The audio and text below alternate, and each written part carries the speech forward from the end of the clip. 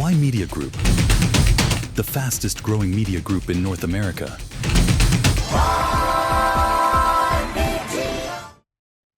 Welcome back to Y Media Newsroom. Thank you for this quick break. Okay, so let's talk about what is happening in Alberta. Okay, so you have this separatist movement that's taking place.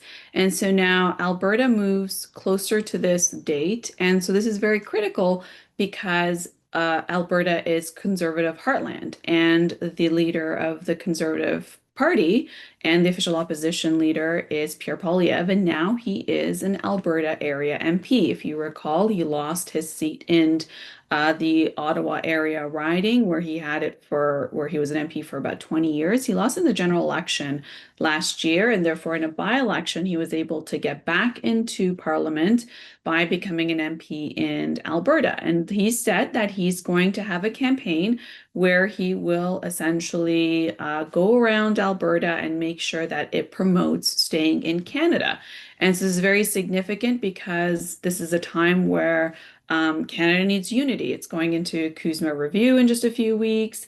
And then there's these massive plans to make Canada into what would be a global player when it comes to energy, when it comes to critical minerals, when it comes to many different strategies that we're seeing from the federal government and also what we're hearing from the provincial governments, with the premiers having these massive plans for projects, infrastructure, pipelines. So this is a massive time, and therefore unity is of the highest concern. So now you have these federal MPs from Alberta. They say that they're preparing for what could become one of the most important political conversations in a generation.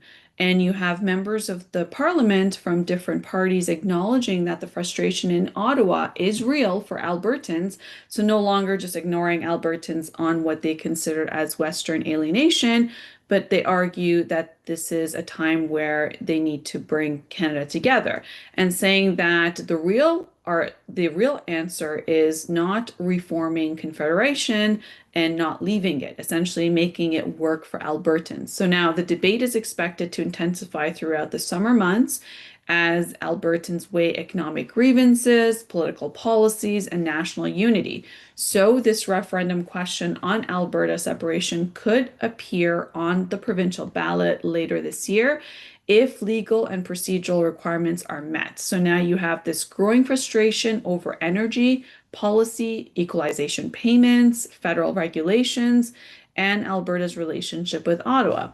The discussion comes at a time where you're going to have broader debates over pipelines.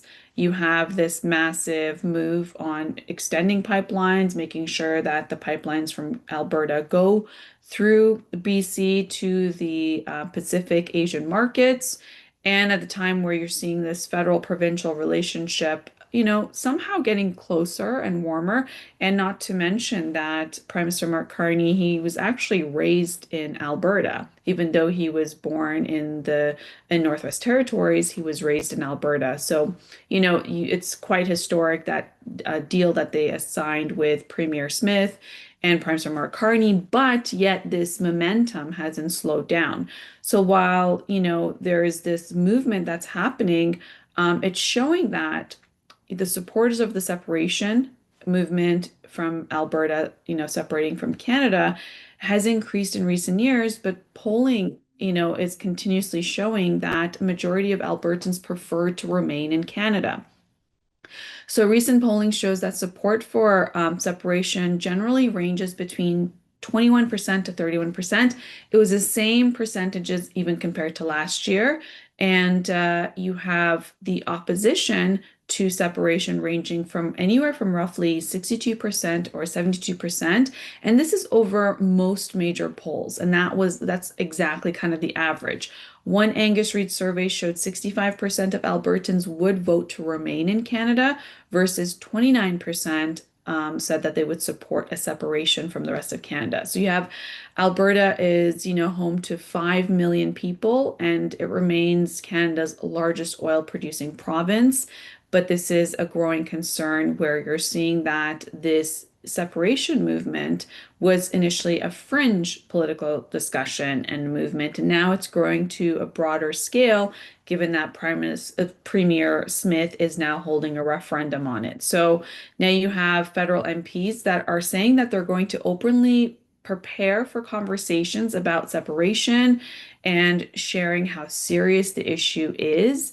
And they're going to spend the summer months really holding these open forums and debates and talking to their constituents about Alberta's economy and what it means about being part of Canada and what a separatist argument would be when it comes to the impact on Alberta as well as Canada.